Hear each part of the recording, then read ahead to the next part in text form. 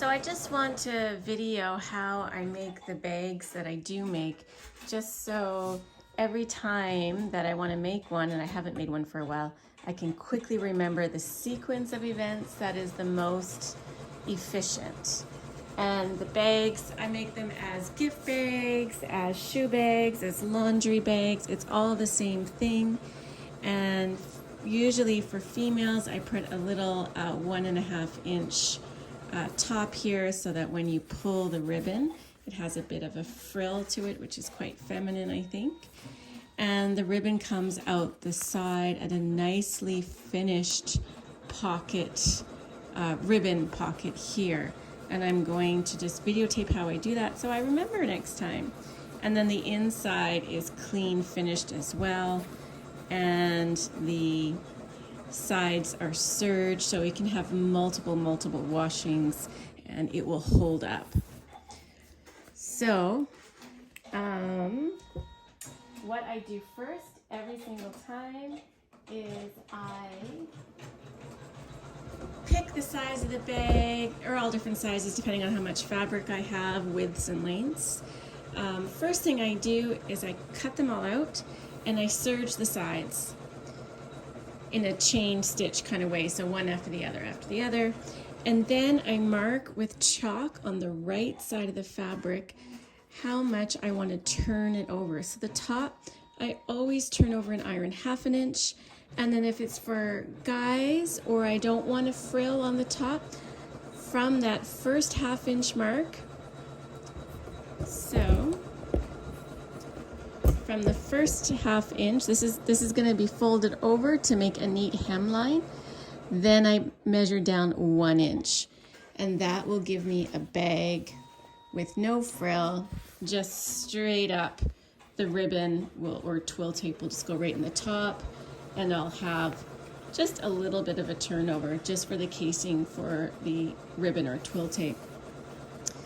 And I do that to the same side on the other side. So when I go to the ironing board, there's no measuring or anything. I just quickly iron and then I'm good to go. And I do that in bulk as well.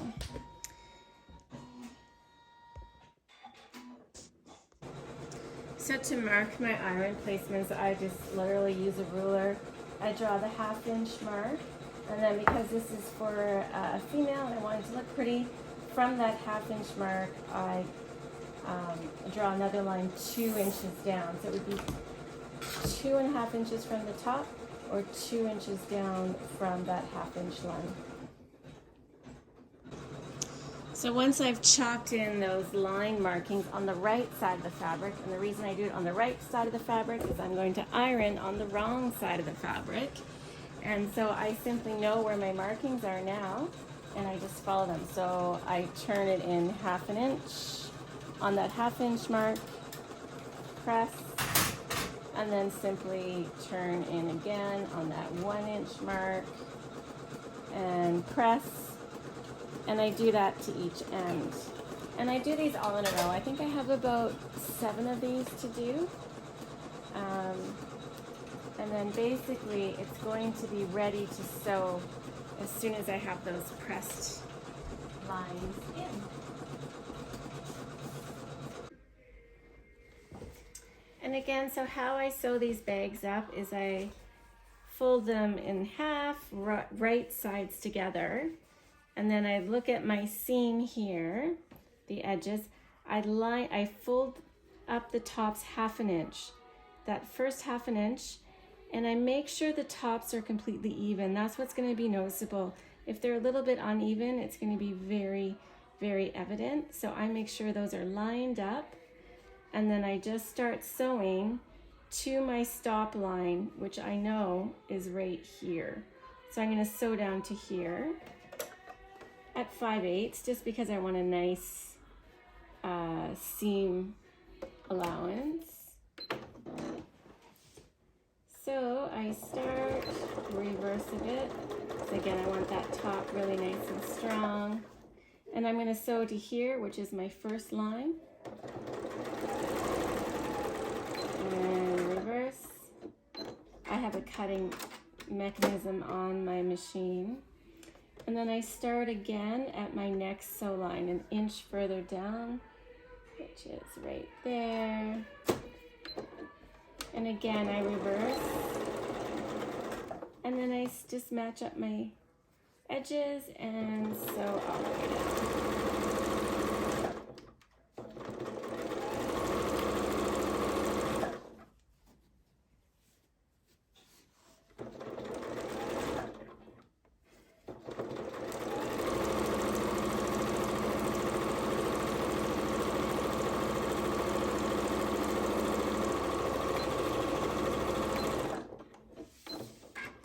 I'm going to do that for both sides. So hopefully you can see. I'm not sure if you'll be able to see, but I have stopped my sewing between here and here, between these two spots. It's pretty messy. There you go. I'll do this other side again. So again, I just folded over that half first and sew the sides together, lining up my edges here. This side you'll be able to see better because I've marked it. I'm using my daughter's machine. It's a bit different than mine. And I'm going to reverse right here. Cut. And then I'm just going to move my machine, my project, and I'm just going to start again.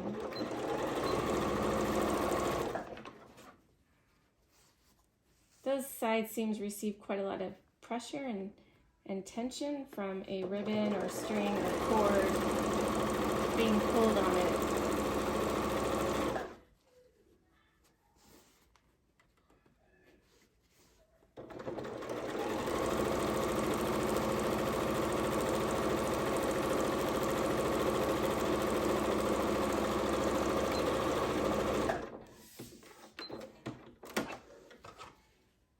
My next step is I just finger press the side seams open. That's the important part. So I just open it up, kind of finger press it down, and then I fold it down that other 2 inches, and I line up the seams like that. And I'm just going to take off my free end here and put it right under.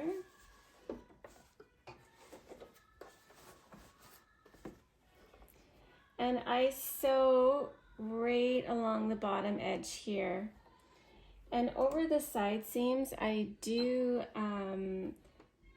go back and forth a couple of times because again, that has a fair amount of tension on it. And I've moved my needle to as far to the left as possible. So my first sewing line is going to be right close to that edge.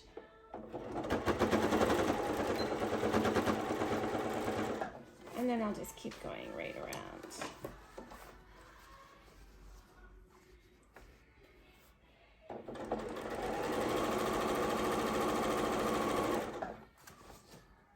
And again, I'm finger pressing this open and folding it down to match the seam. And I'll hold that and I'll kind of stretch the fabric just to make it match up.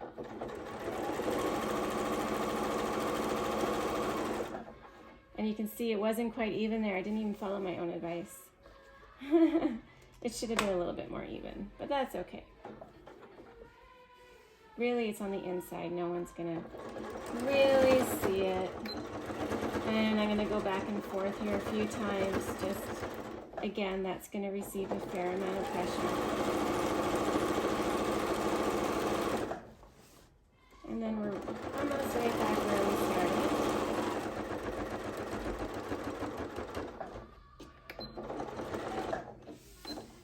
And then the next step is I just move it over. And I sew 1 inch from my sewn seam. So I put my, my fabric edge right at my 1 inch mark. You can also use a masking tape if you want, or painter's tape to get that 1 inch mark. And then I just start sewing again.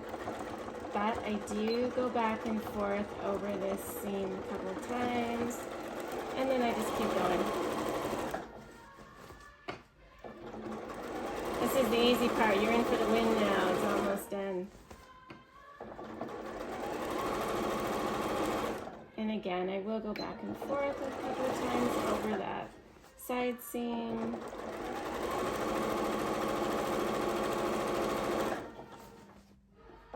And then I see my seam line coming up, so I'm just going to slow down just so I can match it right up. There, I've got a nice strong little bag made with no raw edges anywhere. So you can wash this in hot water if it's a laundry bag or a shoe bag. You can wash it in hot water, no problem.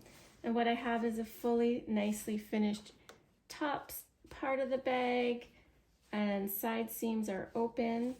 So when you flip the bag the right way,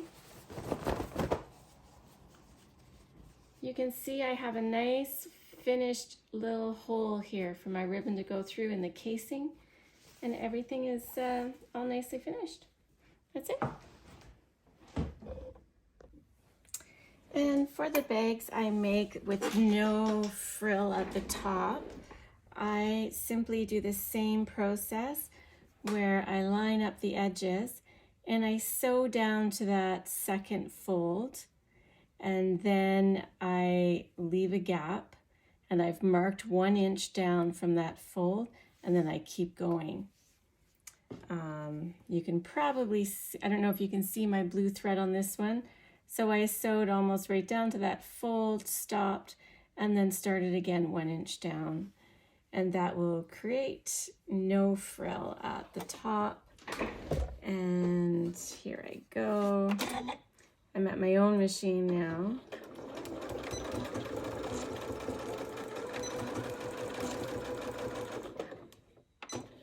And then I'll leave that gap, and I'll start again 1 inch down.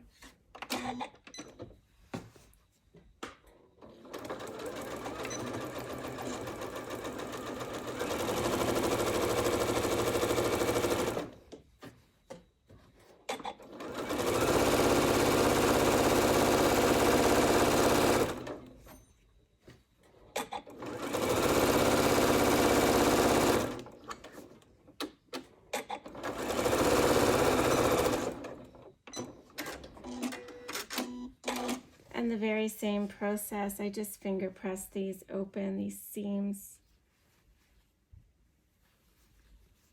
and just fold it down that 1 little inch there. So you can see there's my opening for the ribbon, and I just start sewing that down. I don't bother pressing with an iron. It's way too much work. So I'll line up and just move my needle over.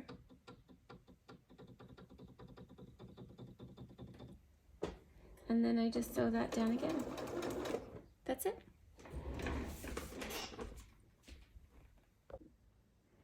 And once I've sewn everything, what I usually do with these 1 inch seams is I sew a tiny line just at the top, just to make it look a little more polished, and so the ribbon or twill tape doesn't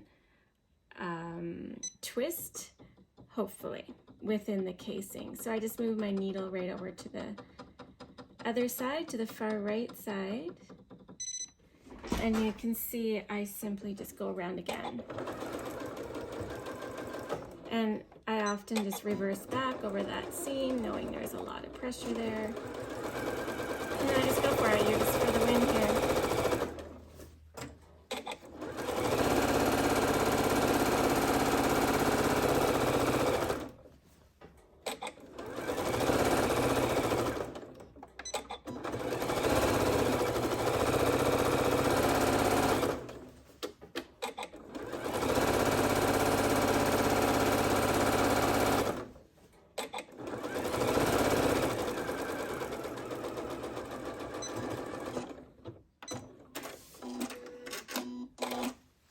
I just think that makes it look a little nicer, a little more polished, and there it is.